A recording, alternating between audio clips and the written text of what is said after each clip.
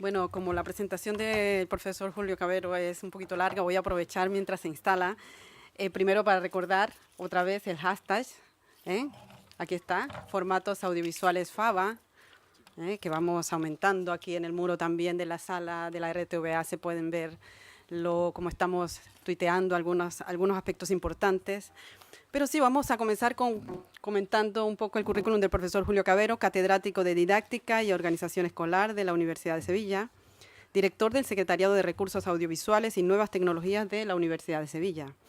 Es miembro fundador de EduTech, Asociación para el Desarrollo de la Tecnología Educativa y de las Nuevas Tecnologías aplicadas a la educación. Es director del Grupo de Investigación Didáctica, Análisis Tecnológico y Cualitativo. Ha publicado en diferentes editoriales de las más importantes del país y también en revistas científicas sobre la tecnología educativa, las nuevas tecnologías, la red aplicada a la educación, la formación del profesorado en TIC, la formación a través de Internet, la formación ocupacional. Ha impartido conferencias en distintas universidades españolas, europeas y latinoamericanas. Es miembro del Consejo Director de la Asociación de Televisión Educativa Iberoamericana. Ha dirigido proyectos de investigación de convocatorias públicas sobre la creación de entornos personales de aprendizaje, el diseño de materiales educativos para la formación virtual. Ha recibido también distinciones, diferentes premios a lo largo de su carrera. Y si estamos listos, pues nos va a hablar un poco de la ficción y el entretenimiento como instrumentos de educación. Sí, claro. Esperamos, a ver. Ahí se ha movido ya. Sí, es que hay un retardo, ¿eh? Pues estás en tu casa y Pues cuando tú quieras. bueno, en primer lugar, buenos días y darle las gracias a Mai por invitarme a estar aquí con todos ustedes, ¿no? Que además la pregunta sería qué hace un chico como yo, que me dedico al ámbito de la didáctica y la tecnología educativa, en unas jornadas cuyo espacio pues fundamentalmente son nuevos formatos relacionados con aspectos de la comunicación y tal, ¿no? Yo cuando Mai me pidió que les hablara a ustedes sobre la ficción y el entretenimiento como medio educativo, pues me imagino que lo pensó pues como persona que desde que terminé la carrera de Ciencias de la Educación me he dedicado a este ámbito, ¿no? Al ámbito de análisis de las tecnologías de la información y la comunicación aplicadas a los procesos de enseñanza-aprendizaje, sean esos procesos de enseñanza-aprendizaje producidos bien en entornos formales o bien en entornos no formales o informales. Bien, yo lo que pasa es que yo no lo veo aquí. No, no, es que yo no lo veo aquí.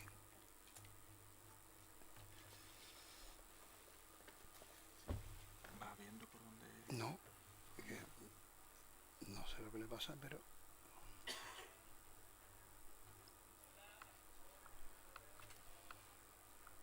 no va cambiando. Perdón un momentito que... Bueno, la tecnología tiene que fallar cuando por principio tiene que fallar, ¿eh? No,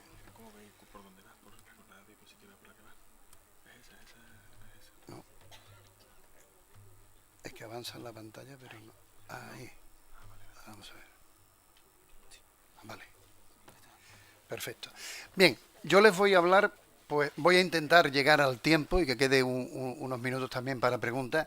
Yo les voy a hablar de diferentes aspectos. En primer lugar, quiero plantearle algunas ideas de cómo yo creo que van a ser los entornos formativos del futuro y cómo en esos entornos formativos del futuro, pues todo lo que puede ser la ficción, todo lo que puede ser el entretenimiento, puede jugar una variable desde un punto de vista educativo. También evidentemente quiero hablarles de cómo yo pienso. Ya han recibido ustedes una excelente conferencia sobre los diferentes formatos. Cómo yo pienso que va a haber una serie de cambios que van a condicionar cómo podemos utilizar estos recursos en el ámbito formativo. Después me centraré en cómo las series de ficción pues, pueden jugar un papel importante en ese universo audiovisual, y después quiero hacer alguna referencia al valor que desde mi punto de vista pueden tener las series de ficción como puro componente formativo. Y yo creo que no es nada nuevo decirle a ustedes que vivimos en un modelo de sociedad completamente diferente. Hemos pasado por una sociedad industrial, agrícola, en una sociedad industrial y postindustrial, y ahora, nos guste o no nos guste, vivimos en una sociedad completamente diferente, que es la del conocimiento. Y si esa sociedad del conocimiento tiene una característica significativa, como diría Bauman, es que vivimos en la modernidad líquida, donde todo es rápido, donde todo es fugaz, donde todo lo que anteriormente en la parte puramente industrial parecía que iba a durar mucho tiempo, hoy en día prácticamente la información aparece y desaparece como nunca había ocurrido a lo largo de la historia de la humanidad. Y otra de las características de esa sociedad del conocimiento es que giran en torno a las tecnologías de la información y la comunicación. Nos guste o no nos guste, si desapareciera, por ejemplo, Internet en estos momentos, ocurriría como cuando en un momento desaparece la calzada romana y el mundo se incorpora en la Edad Media. Bueno, hay algunos que dicen que la Edad Media fue un momento histórico muy significativo, pero bueno, a mí personalmente me parece más interesante la época del Renacimiento. Y aquí podía pasar lo mismo. Si desapareciera Internet como elemento de comunicación, como elemento de interacción y como elemento de transformación, posiblemente la sociedad volvería de nuevo a esa Edad Media. Y ese universo, digamos, tecnológico va a cambiar todavía más. Va a cambiar en el sentido que todas esas nuevas herramientas de la comunicación, de la denominada web 2.0, aunque ya se empieza a hablar que estamos en la web 5.0, pues va a suponer cambios absolutamente transformacionales. Y no solamente en el terreno de la comunicación, sino también en el terreno de la educación. Ya empezamos a hablar de la incorporación de la realidad aumentada como recursos de aprendizaje, empezamos a hablar de la web semántica, empezamos a hablar de cómo podemos utilizar el Big Data como elemento de organización de la transferencia de conocimiento a los alumnos de forma individual. De manera que yo creo cada vez más en esa sociedad del conocimiento, pues cada una de las personas vamos a ir creando un entorno personal de aprendizaje en función de con qué tecnologías nos interaccionamos, en función de con qué personas nos interaccionamos para, digamos, ir construyendo el conocimiento. Y creo que no me equivoco si empezamos a plantearnos que mucha de la información que nosotros utilizamos, digamos, cuando empezamos nuestra acción puramente laboral, menos del 50% ha sido adquirida en la formación puramente formal. Si posiblemente hubiera una teoría hoy que tuviéramos que tener en cuenta en el fenómeno educativo a nivel universitario y no universitario para explicar qué es lo que ocurre en la formación, posiblemente la única teoría sea la teoría del caos. Muchos de los conocimientos que nuestros estudiantes empiezan a recibir cuando entran en la universidad, cuando son egresados de la misma, posiblemente empiecen a desaparecer y cada vez sean, digamos, menos válidos o, por decirlo como decía antes, cada vez sean mucho más líquidos. Pero en ese proceso viene una cuestión: ¿cómo podrá ser el aprendizaje del futuro? Evidentemente yo no tengo una bola de cristal para decirle el aprendizaje será de esta forma, pero ya se empiezan a dar una serie de datos de que cómo aprendemos en la sociedad del conocimiento es completamente diferente a cómo aprendíamos en la sociedad industrial o postindustrial. Entre otros motivos porque los conocimientos que se aprendían en esa sociedad, en ese modelo de sociedad, duraban bastante tiempo para que todas las personas pudiéramos seguir digamos, estableciendo y teniendo relaciones laborales. Cada vez el conocimiento va a ser más abierto y por tanto más descontextualizado. El conocimiento no va a estar ubicado como ha estado tradicionalmente en determinadas instituciones, sean instituciones religiosas o sean instituciones educativas. El conocimiento cada vez va a ser más colaborativo, cada vez va a haber una inteligencia colectiva, una inteligencia grupal que llegue mediante la interacción en las redes a construir un conocimiento mucho más amplio. Cada vez el conocimiento va a ser más visual. Cada vez lo audiovisual tiene mayor importancia en el propio conocimiento. Les pongo, por ejemplo, que las acciones formativas en e-learning, en formación virtual, que funcionan de manera más exitosa, son aquellas que incorporan píldoras visuales, píldoras audiovisuales. También el conocimiento, simultáneamente que va a ser más colaborativo, también va a ser más individualizado. Cada vez sabemos que las inteligencias que tenemos no es un factor general, como se decía en su momento, sino que disponemos de inteligencias múltiples y cada persona se adecua a aprender más a través de determinados sistemas simbólicos. Algunos pretenden los sistemas simbólicos puramente visuales, otros los que serían los audiovisuales, otros los que serían los sistemas simbólicos puramente kinestésicos. Cada vez el aprendizaje va a ser más móvil, los dispositivos móviles van a tener cada vez mucho más importancia, y tanto en el aprendizaje como también en el sector de la comunicación audiovisual, como posteriormente le diré, y cada vez el aprendizaje va a ser más enredado. La red se va a convertir en un instrumento de comunicación y en un instrumento de formación cada vez mucho más importante. Y eso, pues lógicamente va a repercutir en cómo el proceso de enseñanza-aprendizaje se lleva a cabo. Antes todo estaba perfectamente claro y todo estaba perfectamente controlado. Había una criatura que éramos los profesores, que eran los que sabíamos, y había otros alumnos que eran los que tenían que aprender. Y estaban claramente definidos los roles. Es más, el aprendizaje se entendía exclusivamente como la pura repetición de la información que el profesor nos había comunicado. De manera además que conforme esa información fuera más fiel a lo que había dicho el profesor, así venía incluso la propia calificación académica. Hoy en día, en un contexto totalmente dinámico, en un contexto visual, en un contexto totalmente líquido, las concesiones del proceso de enseñanza-aprendizaje tienen que variar. Y cada vez hablamos más de lo que podría ser el aprendizaje 2.0, el e-learning 2.0, que no es agarrar lo que serían las herramientas de la formación virtual, los clásicos LMS, sea Moodle, sea Blackboard o sea lo que sea, e incorporarle todas las herramientas de la web 2.0, sino es cambiar la concepción del propio proceso de enseñanza-aprendizaje, donde el alumno es la clave fundamental de todo el proceso. Y muchas veces, y casi todas, es más importante no lo que el profesor transmite, sino crear escenarios formativos para que el alumno aprenda. Y además el aprendizaje se convierte, por ejemplo, si nos movemos dentro de toda la teoría de Siemens, en un proceso de conectivismo, en un proceso de conexión entre diferentes personas y entre diferentes tipos de objetos de aprendizaje, donde se asume por principio que el sujeto no es un procesador pasivo de información, sino un procesador activo y consciente de la misma. Y se asume además que cuando empezamos a hablar de lo que puede ser el aprendizaje, empezamos a hablar de que tenemos que distinguir tres tipos de conocimientos. Los que serían los conocimientos conceptuales, los que serían los conocimientos actitudinales y lo que serían los conocimientos puramente procedimentales. Es decir, lo que se refiere al saber, lo que se refiere al saber ser y lo que se refiere al saber hacer. Posteriormente veré yo y plantearé cómo en cierta medida lo que serían los escenarios de comunicación en ficción, en el género de ficción, pueden alcanzar, o pueden cumplir o pueden ayudar a que las personas adquiramos esos tres tipos de saberes.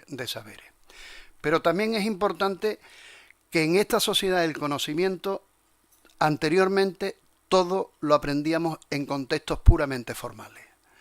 Llámese escuela, del nivel educativo que sea, llámese seminarios en un momento determinado y llámese también universidad. Lo verdaderamente importante en la actualidad es que las personas aprendemos tanto en los contextos informales y no formales, tanto como en los propios contextos formales de formación.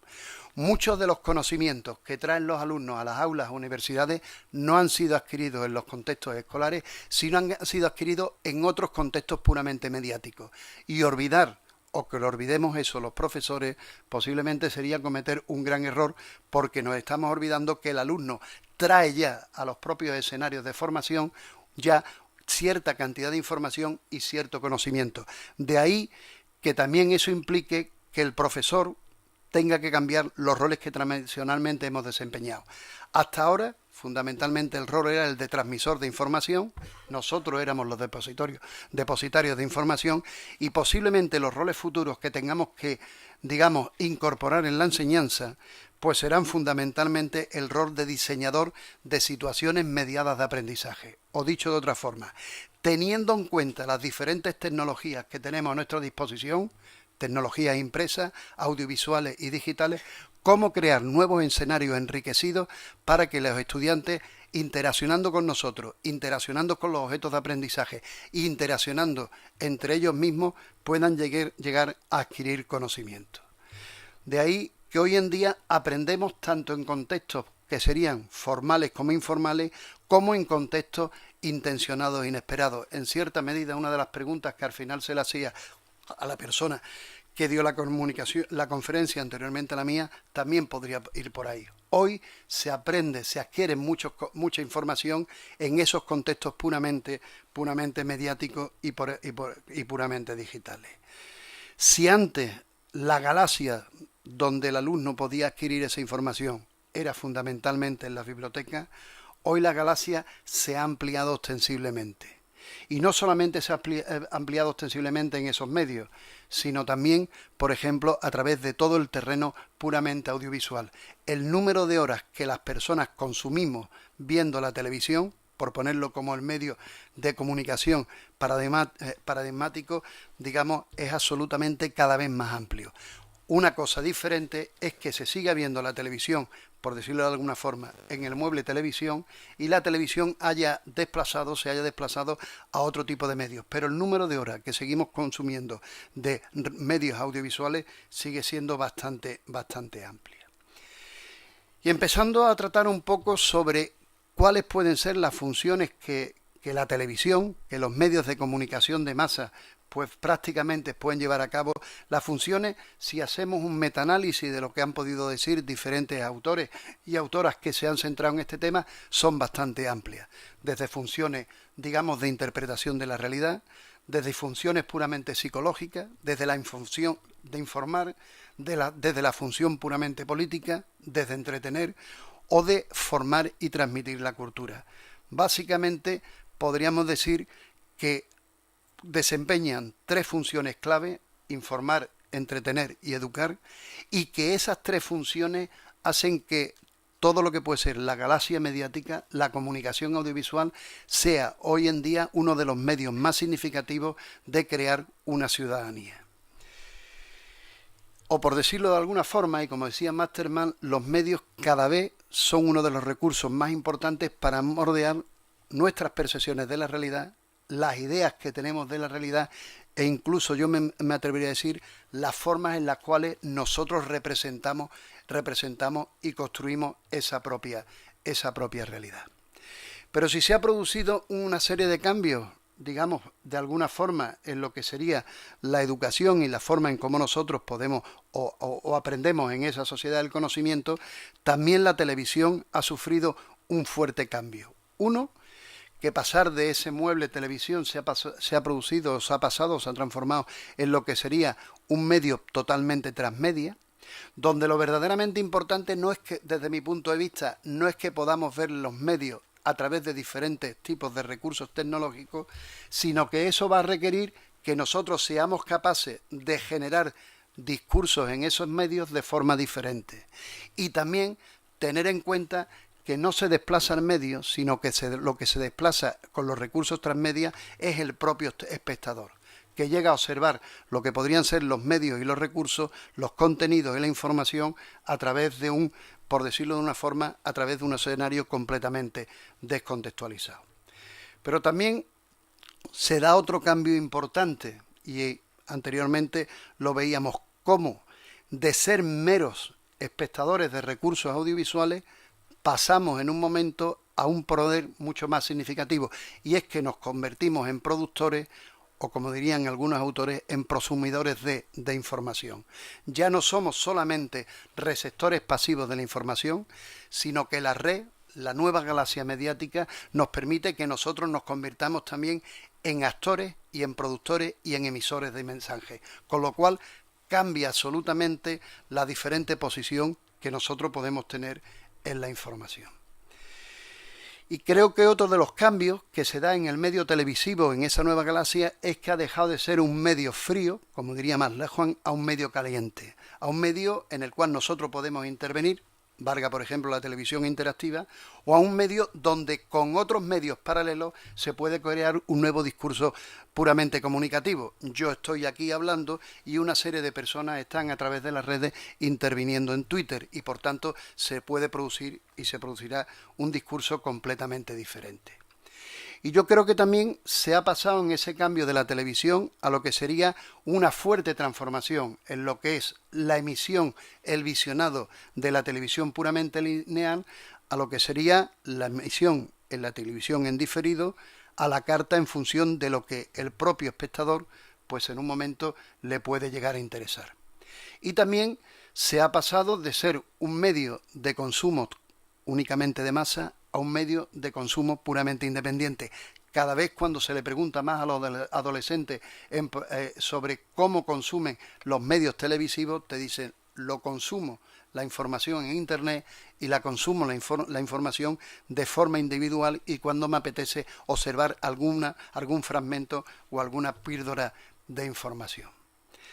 Pero hablando ya entrando en lo que serían los géneros y precisamente pues utilizando la definición que da la profesora Gordillo, que está por aquí delante, los géneros, yo no soy experto en el ámbito de la comunicación, pero ella dice que un género de ficción serían los procedimientos para poder clasificar las narraciones según una serie de normas o criterios establecidos en un tipo, digamos, formal o de contenido.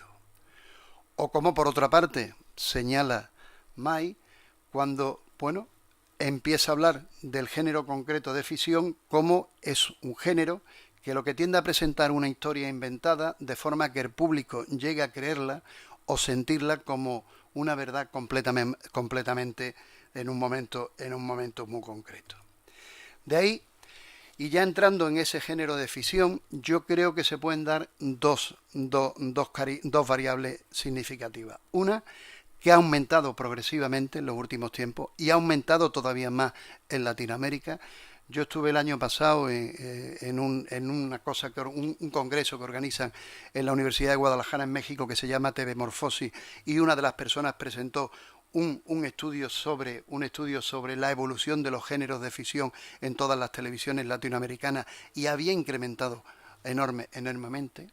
Y otra de los que yo creo que son sus características fundamentales, o una de sus características fundamentales, es que se producen para atender hacia el entretenimiento de las personas.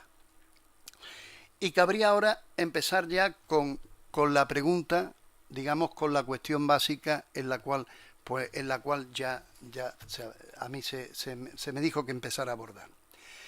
Hemos visto por una parte cómo ha cambiado, digamos, todo ese tipo de cómo aprendemos en esa sociedad del conocimiento.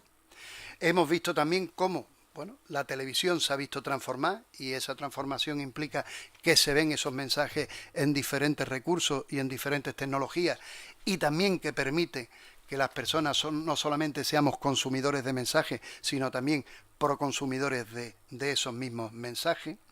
Y veamos ahora si eso en realidad de esos géneros de entretenimiento de ficción que cada vez van aumentando más, pueden ser utilizados como recursos puramente educativos. Y antes de plantear algunas cosas concretas, quiero plantear tres ideas básicas. Una, toda tecnología de información al mismo tiempo es una tecnología del conocimiento. No hay ninguna tecnología que en sí misma no transmita ningún tipo de información. Otra cosa es que eso sea un conocimiento formal, otra cosa es que sea un conocimiento estructurado, otra cosa es que sea un conocimiento disciplinar. Pero cada vez que hay una tecnología, aunque sea una simple señal de tráfico con un stop, que es una tecnología, eso ya transmite información y transmite conocimiento. Por tanto, intentar que una tecnología, por principio, ya podríamos ver que puede haber relaciones completamente educativas. Otra, que es una cuestión importante para responder esa pregunta, es que aprendemos en diferentes contextos. Cada vez incluso se empieza a andar en lo que sería el ámbito de la formación ocupacional y en el ámbito de la formación profesional y sobre todo en los países del norte de Europa, donde las personas pueden perfectamente examinarse por competencias y adquirir ciclos formativos específicos. Uno puede, en vez de estudiar la carrera, por decirlo de alguna forma, de jardinería, puede demostrar ante un tribunal que tiene las competencias y las capacidades para la obtención del título, se examinan esas competencias, en esas capacidades que habrá adquirido en contextos informales y no formales y puede recibir ese título con tal grado de validez como aquella persona que ha estado en la institución formal. Y después también hay otra cuestión que es importante. El aprendizaje no es solamente un aprendizaje, una acción puramente cognitiva, sino también una acción totalmente emocional. De ahí, por ejemplo, que autores como Coleman, con toda su teoría de la inteligencia emocional, empieza a despertar verdadero interés en lo que sería el ámbito de la fundamentación del hecho educativo. O cómo las corrientes de la neurociencia empiezan también a ser importantes para explicar cómo se produce el aprendizaje en las personas humanas. Por tanto, si tenemos en cuenta esos tres hechos, ya de entrada podríamos decir, sí, el género de ficción puede llegar a ser un instrumento para formar a la ciudadanía, un instrumento para aportar información a la ciudadanía, un instrumento para que la ciudadanía adquiera los diferentes saberes, esos conocimientos procesuales, esos conocimientos conceptuales y esos conocimientos actitudinales a los cuales inicialmente nos referimos.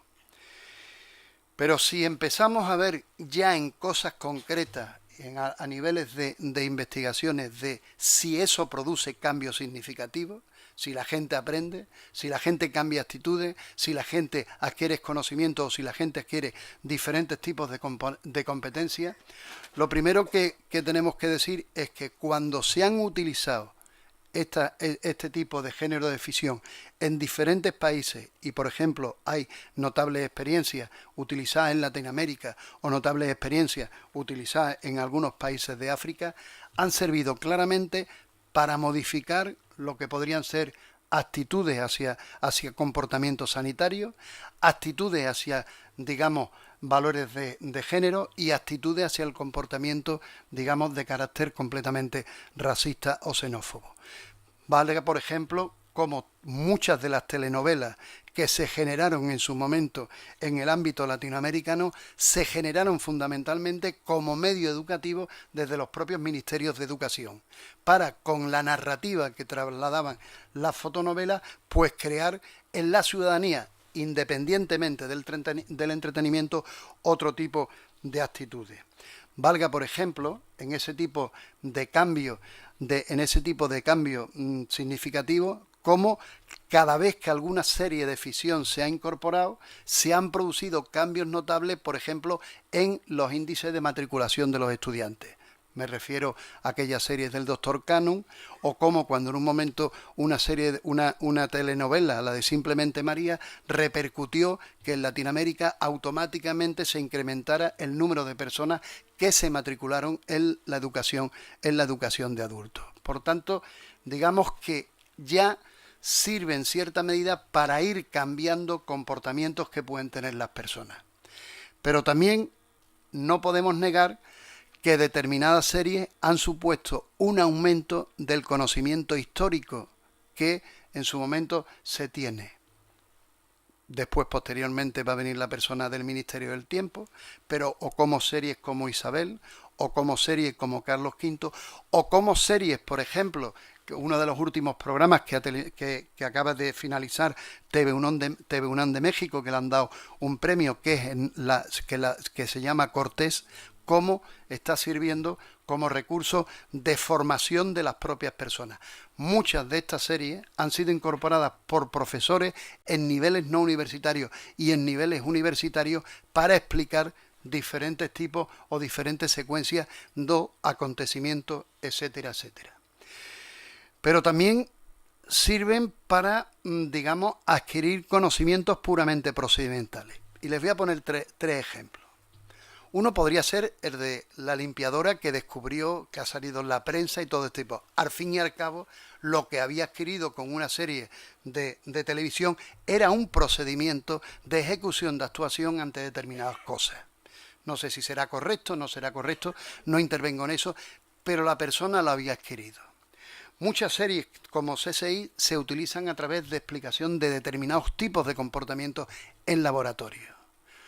O, por decirlo de alguna forma, aquella serie acuérdense ustedes, de MacGyver, se utilizaban y se han utilizado en centros de formación profesional para generar, digamos, nuevo tipo de recursos o cómo trabajar con diferentes tipos de recursos. Luego, ahí ha habido también una posible transferencia en lo que serían esa adquisición de procedimientos. El conocimiento sobre diferentes actividades profesionales, pues yo creo que no se puede negar de cómo determinadas series, y series por ejemplo como Hospital Central o series como la que le he dicho del doctor Cano, han significado que algunas personas entiendan mejor cómo, por ejemplo, qué ocurre dentro de un terreno puramente como puede ser un hospital, qué puede ocurrir dentro de un propio quirófano, cómo podía funcionar lo que sería con pues todo el entramado de la justicia, porque series de ficción sobre la abogacía, digamos, han sido bastante amplias. Y evidentemente otro de los cambios significativos es cómo han servido ese tipo de series para que las personas adquieran determinadas actitudes, y fundamentalmente sobre el ámbito de la música y sobre el ámbito de la escenografía. La doctora May hizo su tesis doctoral específicamente sobre eso, cómo determinadas series de baile y todo este tipo de cosas no solamente transmiten valores positivos como puede ser el valor del esfuerzo y el valor del trabajo, sino que simultáneamente transmiten valores estéticos y van, digamos, informando a la ciudadanía sobre cómo puede ser determinados estilos musicales, etcétera, etcétera, etcétera.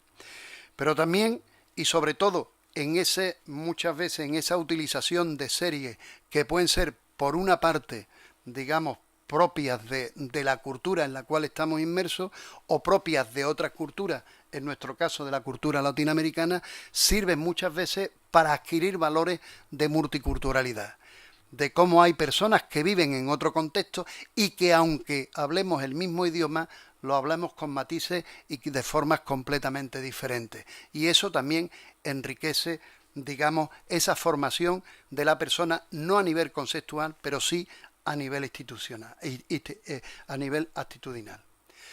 Y sobre la adquisición de valores de solidaridad y de esfuerzo, lo que les recomiendo es que lean ustedes la tesis doctoral de May, porque ahí dirigida también por la doctora, no sabía que ellas dos iban a estar aquí, Entonces, cómo eso puede servir no solamente como elemento puramente de entretenimiento, sino también como elemento de reforzar en conductas de adolescentes que el esfuerzo es una variable crítica para poder aprender, para poder mejorar y para poder en cierta manera ser también mejor persona, y que no es un valor que se deba perder en esa sociedad del conocimiento. Y lo he dejado para la última, pero no es porque sea la menos importante. Si los medios de comunicación y las series de ficción tienen un verdadero valor educativo, es en todo el esfuerzo que hacen respecto a la socialización. Y entendiendo la socialización como un proceso de aculturación de la persona dentro de unos escenarios, vamos a llamarlo urbanos, rurales, del tipo que ustedes quieran, para compartir valores, para compartir visiones del mundo, o simple y llanamente para no compartir esos valores o no compartir esas visiones del mundo. Pero para que eso pueda servir, las series de ficción puedan tener ese valor educativo, yo creo que la escuela tiene que ser también un fuerte cambio. Y en ese cambio está en que la ciudadanía adquiera una gran competencia digital. El simple hecho de que yo me exponga a un medio no significa que yo adquiera la información de ese medio. Yo tengo que saber cómo decodificar los mensajes que en un momento a través de ese medio se viene a plantear. Creo que cada vez es más necesario que empecemos a hablar del concepto de alfabetizaciones múltiples. En el sentido de que hoy en día una persona alfabeta en esa sociedad del conocimiento no es solo la que sepa leer y escribir a través, digamos, de los procedimientos usuales, sino es aquella que sepa leer, escribir, interpretar y evaluar a través de los diferentes sistemas simbólicos en los cuales nos movemos en la sociedad actual, que son sistemas simbólicos, vamos a llamarlos escritos, pero también son sistemas simbólicos audiovisuales, son sistemas simbólicos auditivos, etcétera, etcétera, etcétera. Y esa sí es una de las competencias que es imprescindible ir formando a la nueva ciudadanía en los centros educativos. De manera que cuando se adquiera diferentes tipos de competencias, una tiene que ser la de estar alfabetizado en esa diversidad de lenguajes con los cuales nosotros nos encontramos en la actualidad. Y ya para finalizar, y que quede tiempo para que ustedes me hagan las preguntas y los comentarios que digan, voy a finalizar con unas palabras que decía la doctora Silva en la tesis doctoral suya. Y es que, de todas formas, teniendo en cuenta que los medios son significativos, que pueden formarnos, que nos pueden formar en procedimientos, que nos pueden formar en conceptos y que nos pueden formar en actitudes, es imprescindible no olvidar que muchas veces con esta serie se potencia la información, se sobredimensiona el entretenimiento y prácticamente desaparece la función educativa, que es clave y fundamental para formar a la ciudadanía en esa sociedad del conocimiento. Muchas gracias, y ahí tienen ustedes la conferencia en ese sitio web.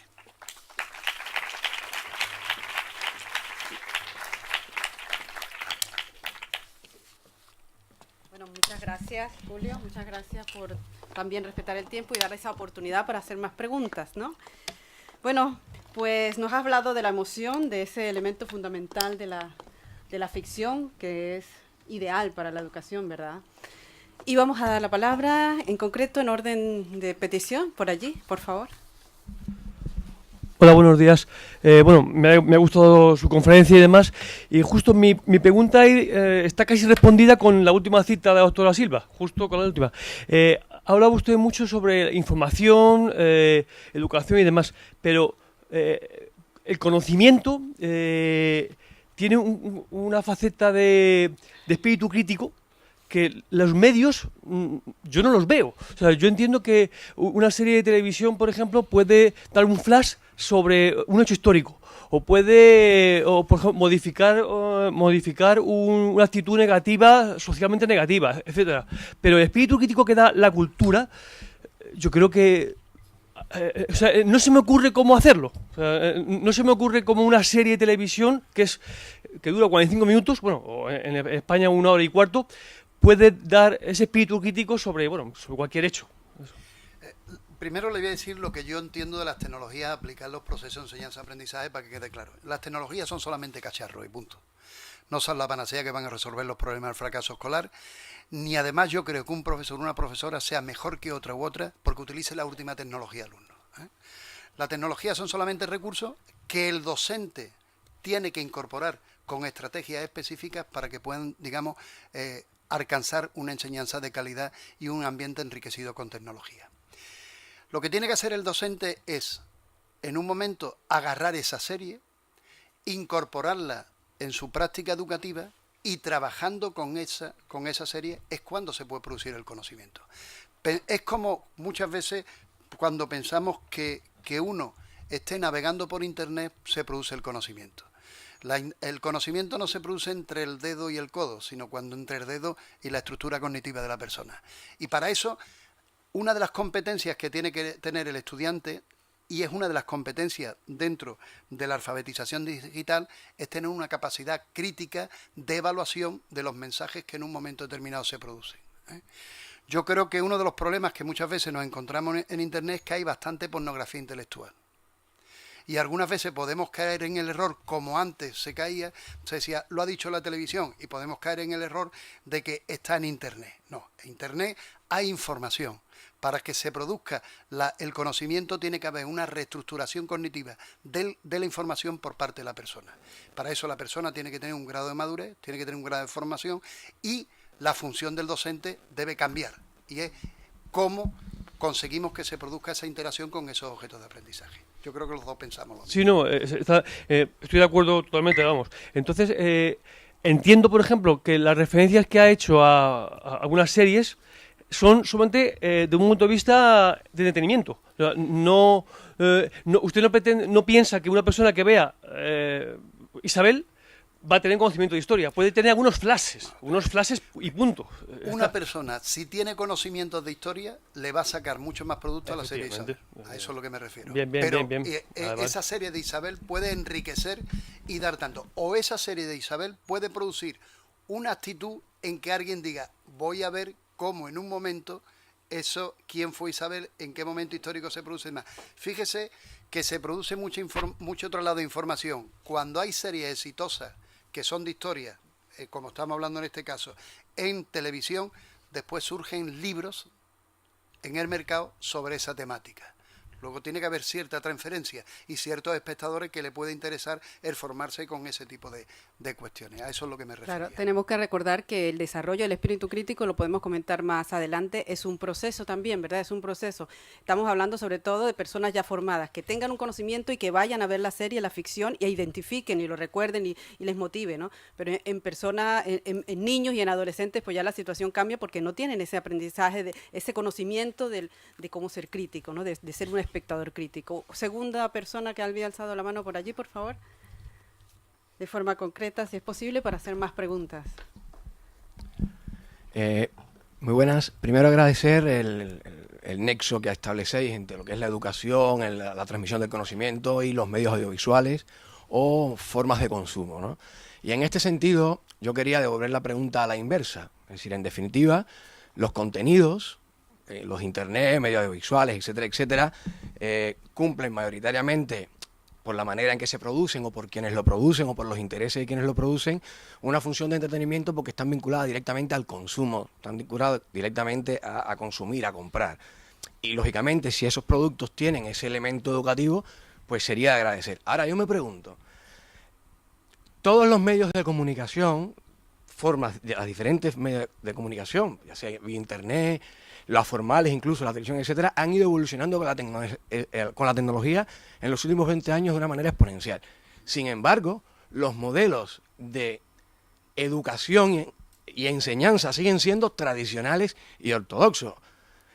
¿Qué hacéis vosotros para poder adaptar las formas y los modelos formativos a las nuevas tecnologías? Porque es que mis hijos siguen estudiando de la misma manera que aprendí yo.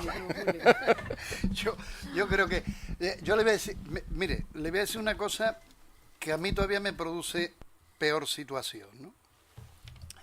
Yo empecé a trabajar en el ámbito de los audiovisuales con una persona que fue decana de la Facultad de Ciencias de la Información, José Manuel López Arenas, y íbamos dando bastantes cursos de formación del profesorado en tecnología. Y desde que ya empecé en eso, que hace más de 30 años, y cuando sigo dando algún curso, siempre me encuentro la misma. Hay mucha tecnología, se dice que el profesorado no está formado para utilizar esas tecnologías, y se siguen planteando los mismos problemas que yo me encontraba de hace 30 años. Con lo cual, el nivel de frustración que uno tiene después de esa carrera profesional sigue siendo lo mismo. Yo creo que hay un gran problema, y es que los cambios tecnológicos son muy rápidos, y los cambios sociales y educativos verdaderamente lentos. Y creo que también tiene que haber un cambio cultural en el propio docente. Y es como yo le he dicho, el docente siempre ha cambiado a lo largo de la historia de la educación. Y, por ejemplo, si nos remontamos a la Edad Media, las buenas y las malas universidades eran aquellas que, las malas las que permitían utilizar los libros de texto. La última universidad, la Edad Media, que autorizó el libro de texto fue la Sorbona. No creo que nadie pudiera poner a lo largo de la historia. Los profesores tenemos mucho miedo al cambio, porque el cambio es mucho más complicado. Ojo, para nosotros y para los alumnos. Le voy a poner otro ejemplo. Yo siempre he hecho exámenes escritos, cuando tengo un número razonable. Yo intento ahora hacer un examen escrito en mi facultad y los alumnos me queman. Quieren pruebas objetivas, múltiples. Cuando yo creo que a lo mejor un examen escrito permite que un alumno pueda expresarse más, ¿no? Yo creo que si una de las cosas que tenemos que hacer en este país es importante, es hacer un pacto por la educación. Porque se van haciendo tantos cambios que el docente se encuentra muchas veces absolutamente desmotivado y absolutamente, digamos, perdido. Yo creo que el docente muchas veces vive en una fuerte paranoia. Tiene alumnos del siglo XXI. Ellos son o somos del siglo XX y las estructuras organizativas de las universidades y los centros son del siglo XIX. Los cambios en educación deben ser sistémicos y solamente hacemos cambios puntuales. Incorporamos unas tecnologías, no cambiamos el resto de variables y pensamos que la tecnología por sí misma va a transformar el sistema educativo, y eso es un error. Le pongo otro ejemplo. ¿Cuántas pizarras digitales se han puesto en centros universitarios que no se utilizan para nada? Pero era moderno tener una pizarra digital. Es decir, también en los propios centros de formación, y sobre todo en los que somos de las facultades de pedagogía, tendríamos que empezar a arriesgarnos más cosas. Yo lo único que digo, yo en mi caso me arriesgo a hacer cosas con los chavales. Intento aplicar que los alumnos se den cuenta que lo verdaderamente significativo ya no es tener muchos datos en la memoria. Y ojo, no critico la memoria. La memoria es una capacidad cognitiva verdaderamente interesante y útil para desenvolverse en la sociedad. Pero lo verdaderamente importante es cómo el sujeto es capaz de mezclar, remezclar la información y construir cosas nuevas. Si hay alguien del terreno educativo, había siempre una taxonomía, que era la taxonomía de Bloom, para clasificar los objetivos. Conocimiento, comprensión, la última era evaluación. En la última taxonomía de Bloom, para la época digital, la última categoría no es evaluación, es creación. Y es como nosotros ponemos al estudiante en una situación de que sea capaz de crear cosas. Yo creo que el problema lo tenemos en el mismo sistema educativo. Uno, que los profesores empecemos a asumir que por no transmitir información no hemos perdido poder. Tenemos que cambiar la forma. Dos, tenemos que aprender a saber que los alumnos vienen ya con un fuerte conocimiento a la escuela y lo tenemos que aprovechar. Y tres, que hay recursos tecnológicos que ya llevan los alumnos a la propia escuela, como por ejemplo pueden ser los móviles, que tienen más tecnologías que cuando, por ejemplo, el Apolo 13 se lanzó a la Luna. Y que esa es una tecnología que se puede utilizar en el aula de forma significativa. Yo creo que el problema es que ahora nos tenemos que producir, digamos, cambiar rotundamente la escuela. Y ojo, y cuando formemos a los profesores en las tecnologías, no formarlos desde un punto de vista tecnológico e instrumental solamente. Nosotros tenemos en las aulas ya tecnologías, en nuestros domicilios, tecnologías más difíciles de manejar desde un punto tecnológico que las que hay en las aulas. Lo que tenemos que saber es formar a los profesores en qué pueden hacer con esas tecnologías y cómo pueden construir entornos más enriquecidos con esas tecnologías. Yo creo que, y lo primero básico, hacer un pacto por la educación ya. Y además hacerlo el partido que gane o el conjunto de partidos que gane al día siguiente.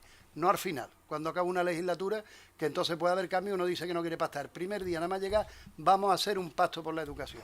Y que eso sea duradero. Solo un inciso. Yo creo que, en mi opinión, el gran avance de la tecnología no es lo más rápido que puede hacer cada cacharro cada 6 meses, sino es cómo ha diversificado, exponenciado y ha diversificado y abierto de una manera inimaginable los diferentes canales y tránsitos de comunicación en todas las direcciones, hacia arriba, hacia abajo, bidireccionales, hacia aquí, hacia allá.